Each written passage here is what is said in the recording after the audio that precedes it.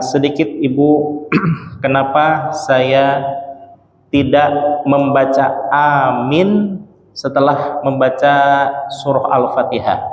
Ihdinas siratal mustaqim, siratal ladzina an'amta 'alaihim, ghairil maghdubi 'alaihim waladdallin.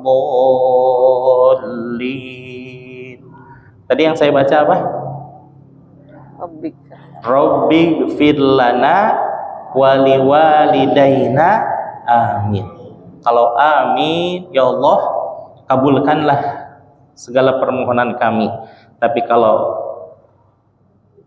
Rabbi gfir lana, ya Allah igfir, ya Allah igfir lana, ampunilah kami semuanya ya Allah.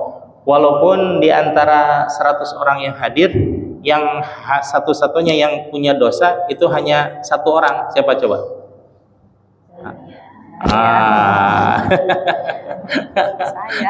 Saya ya. 99 tidak punya dosa, 9 yang satunya punya dosa. Tapi saya mewakili dengan kalimat mutakallim ma'al khair. Artinya saya mewakili semuanya untuk mohon ampun kepada Allah. Ighfir lana, ya Allah ampunilah kami semuanya.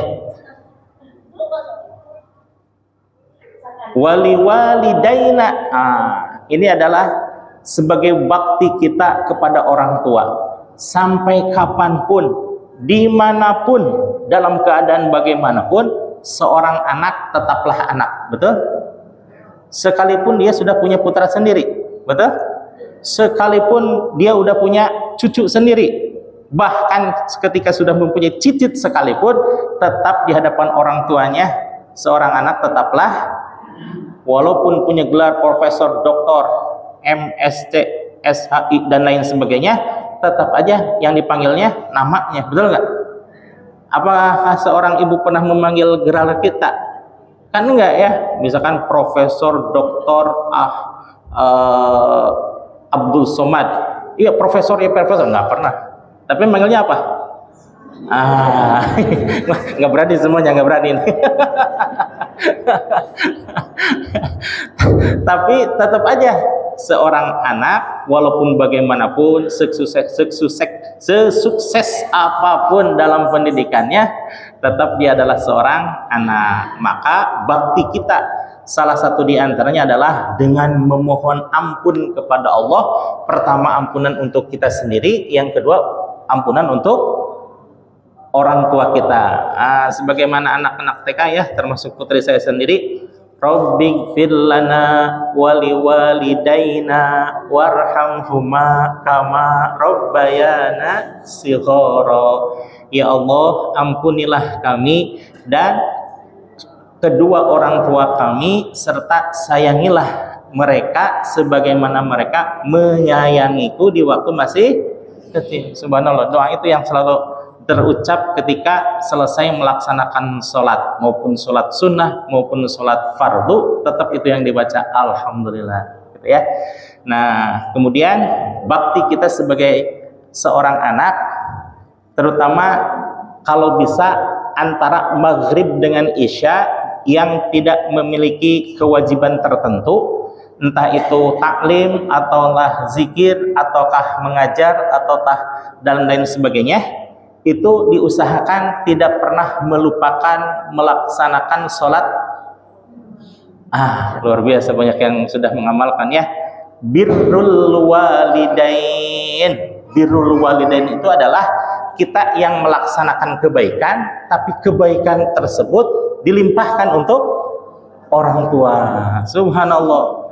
Dalam satu hadis ada dikisahkan, yang satu anak yang soleh, yang satu anak yang toleh. Apa itu yang toleh? Sebaliknya ya. Nah, dikisahkan anak yang soleh ini ketika dihisab oleh Allah Subhanahu wa taala, karena memang ini anak soleh, anak berbakti kepada Allah, berbakti kepada Rasulullah, utamanya berbakti kepada Allah, maka ditakdirkan untuk masuk ke dalam surga. Sementara orang tuanya yang orang azan pergi ke musola atau ke masjid, ini mah masih nongkrong-nongkrong di jalan. Orang pergi ke majelis taklim, ini mah perginya ke night club dan lain sebagainya. Si orang tua ini toleh, tapi anak ini adalah soleh. Maka anak masuk ke surga, orang tua masuk ke neraka. Si anak ini protes, ya Allah, aku tidak terima dengan seperti ini ya Allah. Kenapa engkau tidak menerima dengan keputusanku, kata Allah. Aku menjadi anak soleh ini karena dibiayai oleh orang tua saya. Saya dimasukkan ke TPA, saya dimasukkan ke MDA, saya disekolahkan ke sekolah terbaik, saya dipesantrenkan di pesantren terbaik, sehingga saya alhamdulillah mengerti hukum-hukum dan saya menjadi warga negara yang baik dan juga menjadi hamba-Mu yang soleh. Karena kesolehan inilah maka saya anugerahkan pula kepada orang tua saya, biarlah saya yang masuk ke dalam neraka sementara orang tua masuk ke dalam surga. Gimana kata Allah? Tidak bisa tuh. Apa yang telah aku takdirkan menjadi masuk surga, dia akan masuk surga selamanya. Aku pun tidak menerima ya Allah. Atur nuhun. Ya, sebaik-baiknya, luar biasa ini. Nah, alhamdulillah terdoa. Karena Allah Subhanahu wa taala zat yang maha baik ya. Kalau kita makan berusaha untuk baik, kalau Allah zat yang maha baik, yang sudah ditakdirkan menjadi ahli surga, berapa orang tadi? Berapa orang? Hanya satu orang. Sementara yang menjadi penduduk neraka berapa orang? Katakan dua-duanya, jadi masuk neraka lah ya. Nah, karena Allah maha baik, yang calon penduduk surga dibiarkan menjadi calon penduduk surga selamanya, sementara yang penduduk ahli neraka tadinya dipersilahkan kepada anaknya untuk menuntun orang tuanya ke dalam surga. Masya Allah, gitu ya. Jadi ibu bapak hadirinnya mas kalian, tidak ada satu kebaikan dalam diri kita yang luput dari hasil kebaikan orang tua. Betul tidak? Ya, pasti ini adalah segala sesuatu hasil jerih payah orang tua. Kita bisa mesantren, kita bisa hadir ke majelis taklim, bahkan kita bisa sholat, ini pun itu adalah hasil jerih payah orang tua kita. Maka salah satu bakti kita kepada orang tua adalah melaksanakan sholat sunnah birrul. Belum kompak semuanya nih. Sholat sunnah apa? Birrul walidain. Kira-kira 2 rakaat itu berapa menit? Ayo, sok debat semuanya, debat. Berapa menit pelaksanaan sholat sunnah 2 rakaat? 2 menit atau 3 menit lah ya. 1 menit mah bonus aja tuh, bonus. 3 menit. Kita diurus oleh orang tua kita dalam sehari, semalam ada berapa jam? 24 jam. Sebanding nggak 3 menit dengan 24 jam? Tidak sebanding. Maka kalau ibu merasa tidak sebanding, bayangkan orang tua dulu kita merawat kita dengan penuh kasih sayang. Jangankan ada bahaya, ada nyamuk menempel, udah jangan ke anak saya, ke saya aja gitu, betul ya? Nah, bayangkan orang tua kita, maka rasa malas itu akan hilang dengan sendirinya. Yang ada adalah ikhlas untuk melaksanakan sholat sunnah birrul walidain demi kebaikan orang tua kita. Apa itu fadilahnya? Fadilahnya adalah ketika kita nanti dibangkitkan dari alam kubur, menerima catatan dari Allah, semuanya insya Allah baik semuanya ya.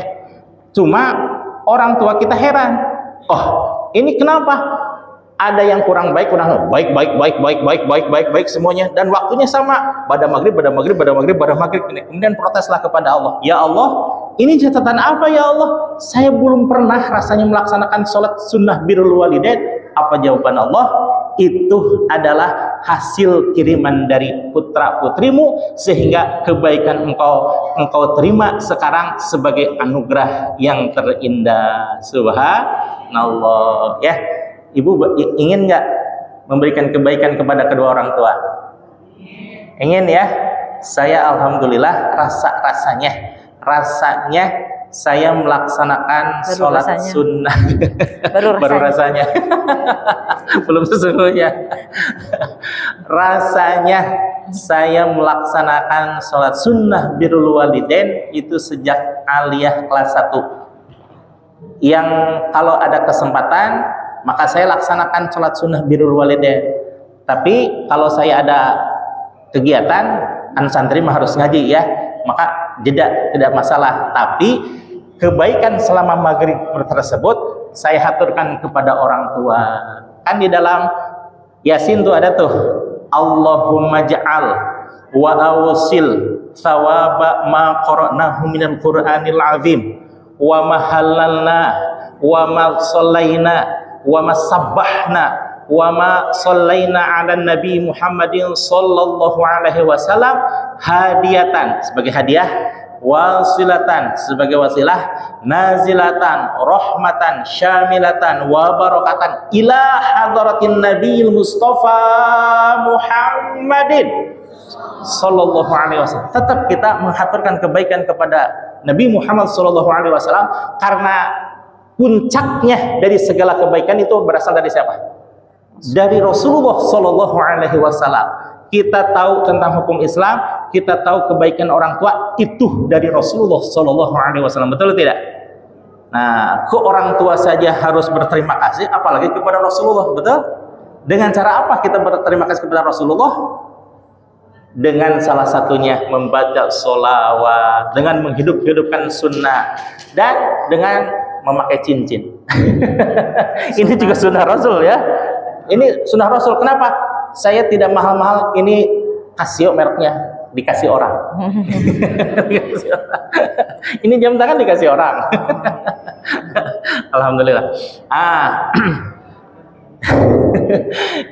Ila hadratin Nabi Mustafa Muhammadin sallallahu alaihi wasallam wa ala alihi wa ashabihi wa azwajihi wa dzurriyyatihi wa ali baiti ajma'in wa jami'il muslimina wal muslimat wal mu'minina wal mu'minat al ahya minhum wal amwat. Hebatnya di dalam Islam gitu ya, satu kebaikan, satu katakanlah satu pahala diberikan kepada seluruh kaum muslimin wal muslimat dari dulu sampai sekarang, baik yang sudah meninggal maupun yang masih hidup. Luar biasa ya.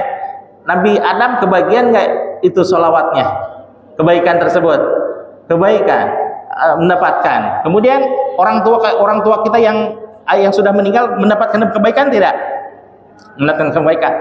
Sekarang kaum muslimin yang jumlahnya 1,7 miliar di seluruh dunia mendapatkan kebaikan nggak kalau kita membaca al-ahya'i minhum wal amwat? Mendapatkan kebaikan. Maka ibu kalau saya ingin bertawasul khususon, sebutkan nama orang, khususon sebutkan nama orang, berarti cuma 2 orang yang diberikan kebaikan tersebut ya. Alhamdulillah kita yang sudah mengamalkan membaca kebaikan wa jami'il muslimina wal muslimat wal mu'minina wal, setiap ba'da salat kita selalu berkirim al-Fatihah kepada siapa? Kepada kaum muslimin wal muslimat. Alhamdulillah.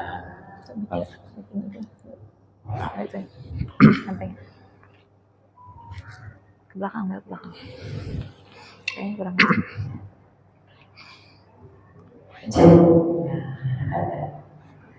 Hadirin rahimahullah, tadi sedikit mengulas kebaikan orang tua. Ketika kita ada nggak yang pernah mendoakan orang tua sampai keluar keringat? Ada nggak Bu? Saya doa buat orang tua sampai keluar keringatnya, sampai merasa capek saat berdoa. Ada yang begitu nggak Bu? Doa 10 kali buat orang tua, Rabbi firli wali walidayya warhamhuma kama rabbayani shaghira. Suka sampai keluar keringat nggak Bu? 10 kali? Enggak ya? Kayaknya nggak ada ya. Soalnya kalau keluar keringat pun ibu paling lagi gerah aja ya. Ya, ketika kita berdoa kepada orang tua ya, seberapa banyak pun doa yang kita bacakan kayaknya belum sempat yang ada berdoa sampai dengan bercucuran keringat, sampai dengan merasa capek untuk berdoa. Namun kita lihat ketika orang tua ya mengurusi kita itu sampai keluar keringat ya Bu, pasti banyak keluar keringatnya. Maka saat diri kita ya ibaratnya gini, ketika mengurusi orang tua, seperti apapun orang tua kita itu pasti sudah berbuat baik untuk anaknya. Walaupun terkadang anaknya ada yang merasa A, B, C, D dan lain sebagainya. Ya nggak Bu? Saya mah diginiin, saya mah digituin, merasa begitu. Namun pada hakikatnya istilahnya ya, segalak-galaknya macan nggak pernah akan memakan memangsa anaknya sendiri. Ya, ini yang normal. Ya, walaupun pada kenyataan ada ya, itu yang abnormal. Yang tidak normal itu ada orang tua yang bagaimana untuk punten ya, memaafkan anak-anaknya, ini yang normal. Maka diri kita kalau ingin kebahagiaan, sa'idun fid dunya wa sa'idun fil akhirah, ya, maka kuncinya adalah ada di orang tua. Kan kita gini Bu, Ibu ada yang pernah melihat Allah tersenyum? Nah, enggak ya. Kita belum tahu Allah tersenyum tidak, Allah marah tidak, kita belum tahu. Ya, kita belum melihat seperti apa Allah sedang tersenyum, seperti apa Allah marah kepada kita. Maka kalau kita ingin lihat Allah tersenyum kepada kita, Allah sedang bahagia terhadap kita, maka lihatlah orang tua kita bahagia. Maka kalau orang tua tersenyum, disitulah Allah sedang tersenyum kepada kita. Ketika Allah bahagia, ya maka lihat orang tua bahagia tidak dengan kita. Bagaimana saya mau udah orang tuanya saya sudah nggak ada, saya nggak bakal saya nggak melihat lagi, saya nggak pernah lihat orang tua karena saya ditinggalkan orang tua lagi kecil dan lain sebagainya. Saya nggak pernah melihat orang tua saya tersenyum. Disinilah saat kita berusaha membahagiakan orang tua kita, ya, saat kita berusaha membahagiakan orang tua kita, maka disinilah saat Allah pun pasti memberikan kebahagiaannya kepada orang tua kita dan Allah pun ikut bahagia. Ridhallahi fi ridhal walidain. Ridho Allah tergantung ridhonya orang tua. Ya, maka kunci sukses kita, aku yakin Bu, kalau yang baik sama orang tuanya, kalau yang kita sedang berusaha berbuat baik, berusaha semaksimal mungkin ingin bahagiakan orang tua, maka disitulah Allah sedang berusaha kepada kita memperbaiki kehidupan kita. Ya, jadi kalau kita ingin bahagia baik dunia dan akhiratnya, maka kalau kita lagi masih sulit, lihat tuh orang tua kita. Kok saya lagi sempit banget ya? Contohnya ya, kok saya ngerasa sempit nih kehidupan saya, kok saya merasa gelisah nih, kok saya merasa tidak nyaman kehidupan. Berusahalah di sini bahagiakan orang tua kita. Memang ada hadisnya, Mi. Perlakukan orang tuamu sebagai raja-raja, maka rizkimu akan selaksana raja. Ya, bukan hadis sahih, tapi saya dapatkan dari WhatsApp. Ya, maka pasti ya, betul, saya memang betul-betul merasakan ya, Masya Allah ya, merasakan ya bagaimana kita sekarang udah jadi orang tua gitu, bagaimanapun kita sudah jadi orang tua, tapi tetap kita di hadapan orang tua adalah anak. Ternyata apa yang kita pikirkan, apa yang kita rasakan itu akan nyambung. Apalagi seorang ibu ya, seorang ibu, tenangnya seorang ibu itu akan memberikan kedamaian kepada anaknya dan kepada suaminya. Kedamaian seorang istri ya kan, seorang ibu itu memberikan dan akan menjamin kedamaian kepada anak dan suaminya. Makanya coba lihat aja, ibu kalau di rumah, Bu, kalau ibu lagi cemberut, itu rumah kayak kuburan. Ya Bu, ya kalau ibu lagi nggak nyaman ya kan, ibu lagi nggak enak ya, itu rumah seperti halnya kuburan coba ya, kita kayaknya wah rumah udah nggak asik ya kan. Nah kenapa di sini ketika seorang ibu apalagi ya, ini akan nyambung sekali ya, ini magnetnya itu masya Allah kuat sekali ya, maka insya Allah apalagi kita kepada orang tua kita, maka jangan sampai ya ketika orang tua itu merasa sedih apalagi kecewa ya, nauzubillah min. Nah bagaimana saya sekarang orang tua saya sudah nggak ada, orang tua saya tadi segala sesuatu apa yang kita lakukan ya, saya Bu, karena saya dulu bisa baca Quran karena mama saya dan ayah saya pasti setiap baca Quran, ya Allah setiap huruf yang saya baca saya untuk orang tua saya. Ya Allah setiap huruf yang saya baca limpahkan kebaikan untuk orang tua saya. Ya, setiap saya beramal karena saya diajarkan dulu sholat duha sama orang tua saya, ya, maka saya setiap sholat duha, ya Allah limpahkan kebaikan untuk orang tua saya. Saya bisa ngaji dan lain sebagainya itu karena orang tua saya. Kalau pernah dulu saya, ya, saya sekarang baru paham kenapa orang tua saya nggak ngajarin anak saya ke orang lain, ngajar ngaji ya, baca Quran. Kalau dulu kan lihat orang seneng kayak ngaji di TPA gitu ya, ngaji sama teman. Kalau saya enggak, setiap maghrib sampai isya itu wajib di rumah dan ngaji sama mama saya. Kalau ada bapak lagi pulang, ya karena dulu tugasnya di luar. Karena apa? Jualan bapak saya ya. Itu nggak boleh ngaji di luar. Itu ngaji dari mulai alif batasan meja sampai dengan bisa ngaji ya. Itu wajib sama mama saya. Ternyata apa Bu? Kenapa saya dulu, wah mama galak banget gitu ya, nggak boleh ngaji ke orang lain, kan pengen ya Bu main sama temen gitu kan, seru gitu ya. Ternyata Bu sekarang, oh ternyata apa yang saya bisa, orang tua nggak mau kasih sama orang lain.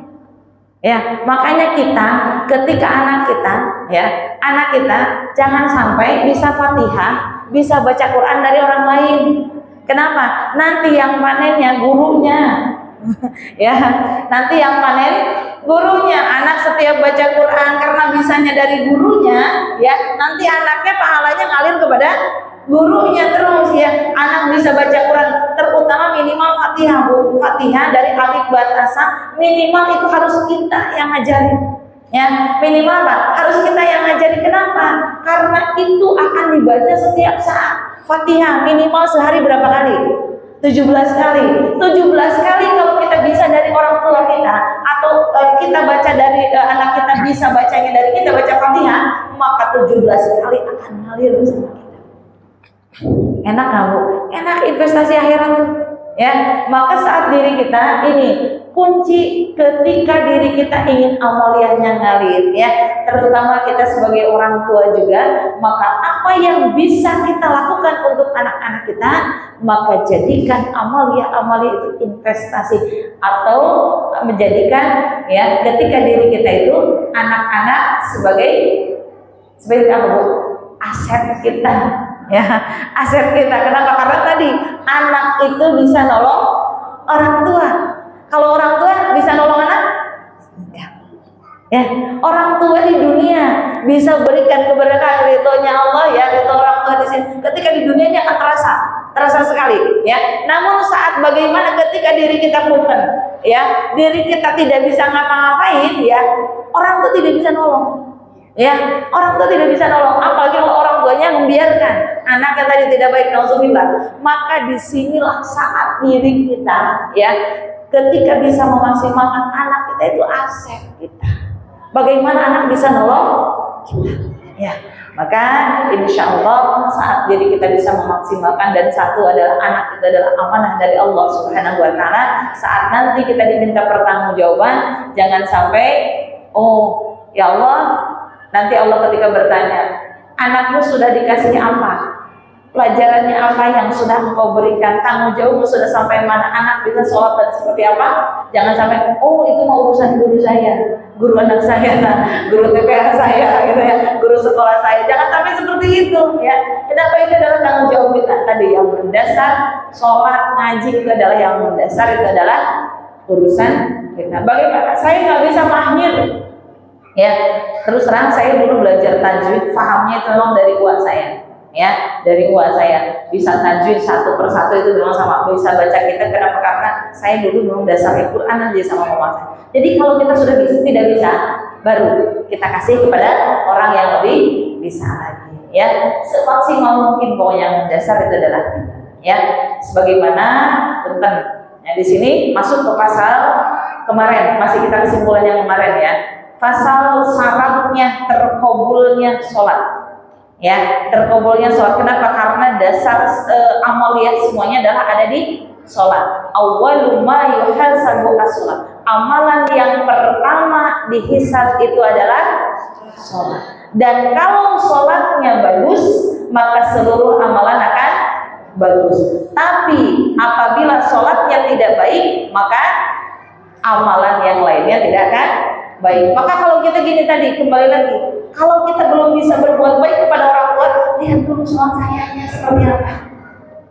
Kitanya sholatnya masih seperti apa? Kenapa? Syarat terkabulnya sholat itu ada 4. Yang pertama, ya, yang pertama masih ada yang ingat kemarin? Halo, 2 pekan kita libur ya. Ya, syarat terkabulnya sholat adalah yang pertama, ketika diri kita sholat adalah tujuannya hanya semata-mata karena Allah Subhanahu wa Ta'ala. Ya, pertama. Jadi apa syaratnya? Semata-mata karena Allah Subhanahu wa Ta'ala. Karena Allah Subhanahu wa Ta'ala bisa kita, ya Allah, saya ketika sebelum sholat ya Bu, sebelum sholat kita niatkan bahwa saya ingin berjumpa dengan Allah, saya ingin bersama Allah. Kuatkan niat kitanya karena Allahnya, karena Allah lagi, karena Allah. Yang kedua, ya, yang keduanya adalah syarat terkabulnya sholat, diterimanya sholat, ya, adalah makanan, pakaian dan tempatnya sholat itu harus halal. Harus halal. Kenapa bukan yang bersih? Kalau bersih itu masalah syarat sholat. Pakaian, badan, tempat itu harus suci. Itu adalah syarat sah sholat. Kalau syarat terkabulnya sholat itu adalah pakaian, makanan, dan tempatnya harus halal. Rasulullah mengatakan, seandainya kita memakai pakaian 3 dirham, seharga 3 dirham, ya mungkin kalau sekarang 300.000 lah. Seandainya 50.000-nya ada yang barang haram, contohnya 50.000-nya lah ya, ada yang barang tidak halal, maka itulah yang tidak akan terkabulnya sholat kita. Alhamdulillah, ya. Maka pakaian kita diikhtiarkan, diusahakan agar pakaian badan, ya, badan berarti yang dimakan ya, makanannya ya, makanannya, pakaiannya, tempatnya harus yang halal. Karena terkadang sulitnya kita bisa mengamalkan sesuatu, sulitnya kita beramal baik karena ada barang yang haram yang sudah masuk ke dalam tubuh kita. Karena benar, satu makanan, kita makan satu makanan itu akan menjadi darah. Ketika darah akan mengalir ke seluruh tubuh. Ketika kalau darah sudah mengalir ke seluruh tubuh, itu kan masuknya ke mata, masuknya ke telinga, ke hidung, ke mulut, dan ke seluruh tubuh. Kalau masuk ke mata, berarti kita matanya akan tertutup dari hal yang baik. Ke telinga, sulit untuk menerima pendengaran hal yang baik. Contoh, ya kan? Contoh, sholat aja Bu, azan. Ya ini kayaknya saya sering lah ya, ini diulang-ulang. Azan saja, azan kan orang semua dengar. Tapi apakah semua langsung ketika terdengar azan bangkit langsung ambil air wudu? Ini yang perlu dipertanyakan. Telinga kita ada apa ini gitu kan? Nah, telinganya tertutup enggak gitu kan? Kenapa? Karena di sini ketika ada darah yang ngalir tidak ada yang halalnya, ada yang tidak halalnya, ini mempengaruhi. Ya, mempengaruhi mata kita inginnya melihatnya. Nah, ketika mata, eta mah gitu. Ya, isi ibu itu tumben ngaji. Itu kan mata ya Bu, baru ke mulut gitu kan. Nah, kan berbagai macam hal ya. Setan itu kan terus menggoda. Masuk ke telinga tadi, telinga kita sulit untuk mendengar. Ketika mendengar azan saja yang sering, ya minimal kenapa? Karena azan sering kan. Kalau pengajian mungkin bisa sekali, seminggu sekali, seminggu 2 kali. Kalau azan sehari berapa kali? 5 kali. Ya kan azan sehari 5 kali. Apakah kita bisa langsung untuk melaksanakan azan, sholat ketika azan? Kan terkadang kita godaannya. Ya, godaannya berat langsung. Nah, makanya di sini kita berusaha menjaga bagaimana caranya ya. Tadi makanan pakaian mungkin yang sudah lalu kita bolehlah kita taubat dan lain sebagainya ya. Kan kita ada yazid wa yanqus ya. Kadang keimanan itu naik, kadang keimanan itu turun. Bagaimana kata Rasulullah, tajdidu imanakum, perbaharuilah keimanan kita. Kalau ibarat HP kalau sudah melemah, sudah 20 itu biasanya sudah merah. Ya kan? Sudah mulai 20 itu sudah merah. Ya. Itu kalau sudah merah, kalau kita nggak cas nanti lama-lama ngedrop. Maka kita segera dicas. Kalau kita sudah mulai kayaknya udah mulai ini sulit. Ya kan, terdengar ada masih entar dulu, ya kan, terlihat pengajian masih entar dulu, lihat kebaikan masih entar dulu. Kita segera tajdidu imanakum, perbaharui imannya. Bagaimana kata para sahabat? Bagaimana ya Rasulullah? Aksaru min qouli la ilaha illallah, perbanyak kalimat la ilaha illallah ya, perbanyak kalimat la ilaha illallah. Ini yang bisa memperbaharui keimanan kita. Kalau tadi HP mah dicas, kalau ibu dicas nggak mungkin ya. Dicasnya pakai apa gitu ya. Ya, dicasnya dengan pengajian. Oke, pengajian hanya seminggu sekali, seminggu 2 kali, paling banyak mungkin seminggu 3 kali ya.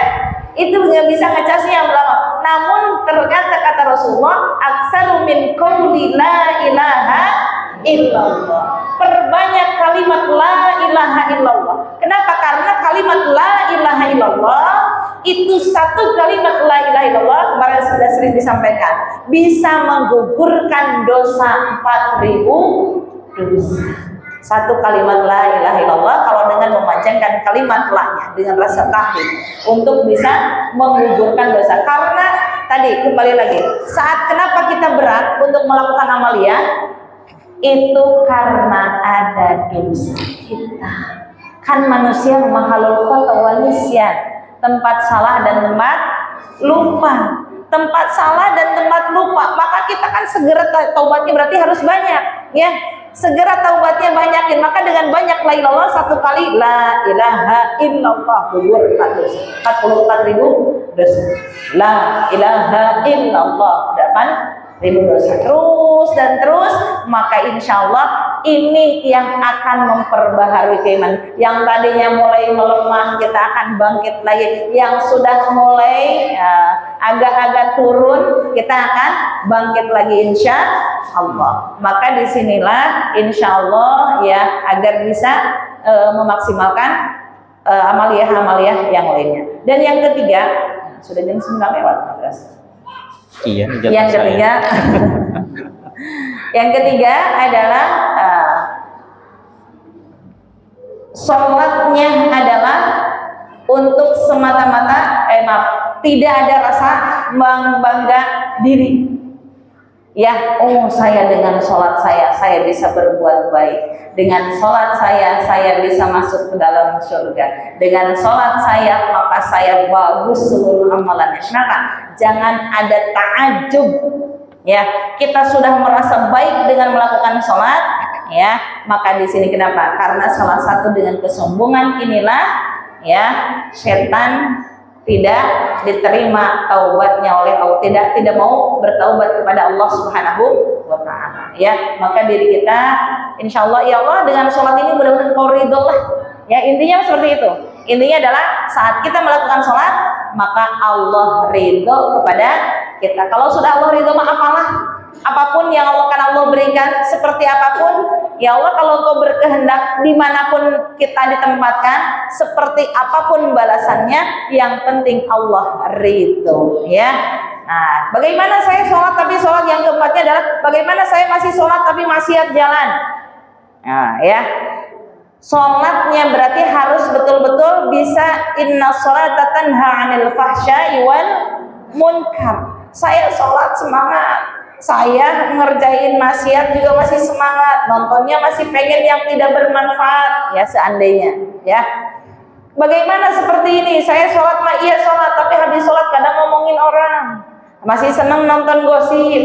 Nah, contoh, ya itu kan maksiat ya, gosip itu kan maksiat kan.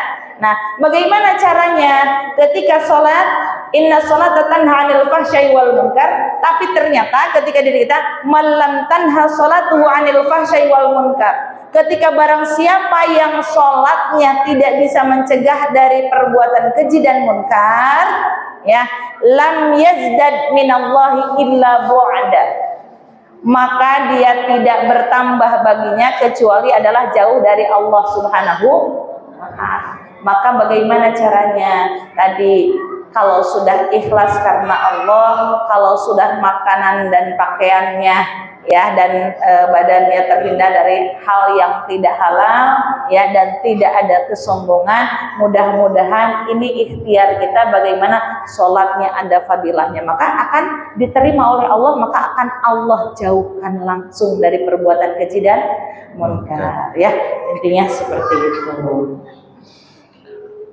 Baik Bapak dan Ibu hadirin jamaah sekalian, tadi pembahasan tentang sholat, bahwa inna sholata kana alal maktuba, itu ditentukan waktunya. Apakah boleh sholat subuh jam 8 siang? Tidak. Sholat maghrib jam 7 malam? Tidak, ya. Tapi itu sudah ditentukan. Minim-minimnya kita melaksanakan sholat berapa kali? 5 kali. Tetapi waktu yang Allah titipkan kepada kita berapa kali? Berapa jam? 24 jam. 24 jam sebanding nggak dengan yang 5 waktu tersebut? Secara fadilah memang sebanding, tapi dalam pertahanan, kalau kita bicara pertahanan, sebanding nggak ancaman yang demikian besar dari luar, tapi kita bertahan hanya 5 kali? Tidak, ya. Maka harus lebih dipertajam lagi dengan apa? Nah, dengan ini salah satu diantaranya, yaitu hikmah yang nomor 31. Waqala al-musannifu, berkata Syekh Ibnu Athaillah As-Sakandari, bahwa Syekh Athaillah As-Sakandari mewanti-wanti kepada kita sekalian dengan perumpamaan yang sangat indah dan luar biasa. Apa itu? Ihtadar rohiluna, sungguh mereka telah mendapatkan hidayah, yaitu orang-orang yang sedang menuju ilaihi, kepada Allah Subhanahu wa ta'ala, bi anwarit tawajjuhi, dengan cahaya tawajuh. Apa itu tawajuh? Wajjaha yuwajjihu tawajjuhan, menghadapkan diri kepada Allah. Menghadapkan diri kepada Allah, yakni pasrah, menerima apapun segala keputusan Allah dengan hakul yakin dan su'udzon, apapun yang Allah tentukan kepada kita itulah yang terbaik menurut Allah, dan pasti menurut kita pun yang terbaik. Nah, bahwa bi anwari tawajjuhi itu dalam tataran syariat, dalam tataran ikhtiari, secara umum kita berikhtiar kepada Allah Subhanahu wa ta'ala untuk semakin mendekatkan diri kepada Allah, untuk semakin mentaati akan Allah perintah-perintahnya, dan dengan sikap dan sifat tawajuh ini akan terhindarlah kita dari seluruh ancaman-ancaman di luar ketika kita sholat. Kan kalau kita sholat, ini salah satu doanya, ini wajjahtu, terus fatoros sama hanifam wama. Doa siapa itu? Nabi, nampak ya, betul. Belum ya? Nabi Ibrahim alaihi salam, ya. ketika Nabi Ibrahim alaihissalam mencari Tuhannya, mencari hakikat sesungguhnya, siapa itu yang hak untuk diibadahi. Nabi Ibrahim melihat bulan, disangkanya bahwa bulan itu adalah Tuhan, tetapi tidak. Dilihatnya bintang-bintang, dilihatnya tidak. Ini diabadikan di dalam surah Al-A'raf ayat 86 bahwa falamma janna alaihi lailu ra'a kaukaba qala hadza rabbi. Ketika Nabi Ibrahim alaihissalam melihat bintang-bintang di langit, beliau menyangka, oh ini pasti adalah Tuhanku. Falamma afala qala la uhibbul afilin. Ketika bintang-bintang itu redup, datang subuh, hilang, Nabi Ibrahim, saya memang suka banget dengan Tuhan yang bisa tenggelam, redup, gelap gulita katanya. Kemudian besoknya Nabi Ibrahim mencari lagi dalam ikhtiar, yaitu falamma janna alaihi lailu ra'al qamara qala hadza rabbi, ra'al qamara bazighum qala hadza rabbi. Ketika Nabi Ibrahim alaihissalam melihat bulan, oh ini lebih bagus daripada bintang, Nabi Ibrahim menyangka itu adalah Tuhannya. Falamma afala qala ya qaumi fa illam yahdini rabbi la akunanna minal qaumidz dhalin. Ketika mulai redup itu bulan, maka Nabi Ibrahim menyangka dan berkata kepada kaumnya, wahai kaumku, kalau seandainya Tuhan tidak memberikan hidayah kepadaku, maka niscaya aku termasuk orang-orang yang sesat. Besoknya melihat matahari, falamma ra'a syamsa bazighatan qala hadza rabbi hadza akbar. Ketika besoknya melihat matahari bersinar lebih cahaya, lebih terang benderang, dia menyangka bahwa itu adalah Tuhannya karena itu adalah lebih besar dari segala-galanya. Ternyata ketika sore menjelang justru redup dan hilang sama sekali. Falamma afala qala ya qaumi inni bari'um mimma tusyrikun. Ketika redup matahari, berkatalah Nabi Ibrahim, hei kaumku, bahwa aku sesungguhnya berlepas diri daripada apa-apa yang engkau musyrikkan. Kemudian di dalam 89-nya barulah inni wajjahtu wajhiya lilladzi fataras samawati wal arda hanifan wa ma ana minal musyrikin. Hanifan muslimah wa ma ana minal musyrikin. Nah, inni wajjahtu, sesungguhnya aku, kata Nabi Ibrahim alaihissalam, wajjahtu, saya menghadapkan seluruh jiwa dan raga saya kepada Allah yang menciptakan langit dan bumi. Bagaimana tawajuh itu? Subhanallah, kalau ibu menyelami makna arti tawajuh, tawajuh adalah menghadapkan diri kepada Allah selamanya. Selama kapan katanya? Selamanya. Kalau sholat berapa kali? Katakanlah 5 menit ya. Subuh 5 menit, duhur 5 menit, asar 5 menit, maghrib bisa 5 menit, maghrib 5 menit, isya 5 menit, sama dengan berapa menit? 25 menit ya. Kemudian yang 25 menit ini, yang 23 jam 35 menitnya kemana? Pengawasannya sama siapa? Adakah sama suami kita? Suami lagi mancing? Sama istri kita? Istri lagi nawarin Tupperware? Lalu bagaimana tuh? Memasrahkan jiwa dan raga kita kepada Allah subhanallah. Ibu pernah nggak melihat di mana saja gitu lagi orang yang nunduk? Banyak. Itu lagi nunduk apa lagi nundutan? Lagi nundutan itu mah. Tapi kalau nunduknya dengan ilmu, nunduknya berdasarkan bimbingan seorang mursyid, itu tidaklah nunduk. Tapi nunduknya nunduk dalam keadaan zikir, tawajuh, menghadapkan diri kepada Allah dengan sebenar-benarnya tawajuh. Nah, itu adalah penjagaan diri kita, Ibu. Penjagaan diri kita. Maka tawajuh ba'da sholat itu hanya sekedar simulasi saja. Simulasi hanya sekedar menghirup napas 3 kali. Allah. Habis napas, tarik lagi. Allah Allah Allah, tarik nafas, tarik nafas, langsung Sayyiduna Muhammadur Rasulullah Shallallahu Alaihi Wasallam. Sesungguhnya itu adalah simulasi yang hakikatnya adalah setiap saat, setiap waktu, di mana saja, kapan saja, dalam bagaimanapun keadaannya. Kita lagi bicara, mulut yang berbicara, qalbu mah tawajuh.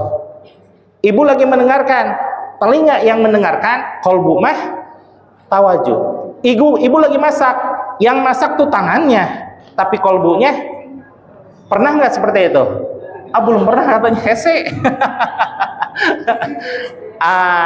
Yang sudah latihan berkali-kali bahkan bertahun-tahun saja susah luar biasa ya Pak Acep. Kecuali Pak Acep kan wajahnya waliullah gitu ya. Gampang sekali. Maka ibu jangan pernah melepaskan bimbingan guru mursyid. Kenapa? Guru mursyid itu tugasnya hanya satu. Kenapa? Apa? Membimbing murid-muridnya menuju Allah. Kalau murid-murid guru-guru yang lain membimbing murid-muridnya menuju ujian, betul nggak? Habis ujian lagi. Ujian habis ujian lagi. Oh, kapan selesainya ujiannya? Sampai saat ini saya pun ujian, bikin ujian. Aduh, subhanallah. Tapi kalau kita dibimbing oleh guru mursyid, hanya menghaturkan kolbu kita ke hadirat, itu ibu menghaturkan kepada Allah Subhanahu wa Ta'ala, itu penting apa luar biasa penting? Yang jawabnya cuma 3,5 orang ini. Penting apa? Penting banget. Benar nih, Cius. Makanya harus sungguh-sungguh ya. Harus sungguh-sungguh ibu. Jadi mulai sekarang mari kita tawajuhkan diri kita, hadapkan jiwa dan raga kita kepada Allah dengan bimbingan guru mursyid. Kalau tanpa bimbingan, subhanallah, ibu akan mengalami halusinasi. Ibu seolah-olah sudah mencapai hadirat Allah, ternyata dicongklokkan ku jin ifrit. Jongklok. Apa itu? Ibu seolah-olah merasa kok saya merasa terbang di atas aras, ternyata nyongkrot dina tangkal cau gitu ibu ya.